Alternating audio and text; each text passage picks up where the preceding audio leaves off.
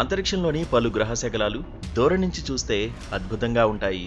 ఇవి గనక భూమికి దగ్గరగా వెళ్ళినా పేలినా అది సృష్టించే వినాశనం ఊహలకు అందదు. తాజాగా అలాంటి ఆస్టరాయిడ్ భూగ్రహాన్ని భయపెడుతోంది. భయోత్పాతాలు సృష్టిస్తాడని ఈజిప్ట్ ప్రజలు భావించే అపోఫిస్ అనే దేవుడి పేరును ఈ ఆస్ట్రాయిడ్కు పెట్టారు. ఈ గ్రహశకలం ఏప్రిల్ 13, 2029న భూమికి అత్యంత సమీపం నుంచి ప్రయాణించనుందని ఖగోళ శాస్త్రవేత్తలు అంచనా వేస్తున్నారు. ఈ ఆస్ట్రాయిడ్ను భారత అంతరిక్ష పరిశోధనా సంస్థ అత్యంత నిశితంగా పరిశీలిస్తోంది.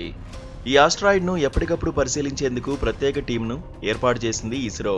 భూమి వైపు దూసుకొచ్చే ఖగోళ వస్తువుల నుంచి భూమిని రక్షించడమే ఈ విభాగం విధిగా ఉంది.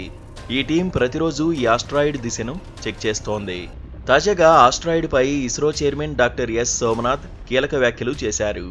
ఒక భారీ గ్రహశకలం మానవాళి అస్తిత్వానికి నిజమైన ముప్పుగా ఉందని, ఇలాంటి ముప్పుల విషయంలో ఇస్రో అప్రమత్తంగా ఉంటుందని తెలిపారు. తన network for space objects tracking and analysis గ్రహశకలం అపోఫిస్ను చాలా దగ్గరగా పర్యవేక్షిస్తోందని పేర్కొన్నారు. మనం జీవించడానికి ఒకటే భూమి ఉందని, అందులో భవిష్యత్తులో భూమికి ఎదురయ్యే ముప్పును ఎదుర్కొనే విషయంలో భారత్ అన్ని దేశాలతో కలిసి పనిచేస్తుంది, సహకరిస్తుందని ఇస్రో చైర్మన్ ఎస్ సోమనాథ్ వెల్లడించారు. కాగా అపోఫిస్ గ్రహశకలాన్ని శాస్త్రవేత్తలు తొలిసారి 2004లో గుర్తించారు.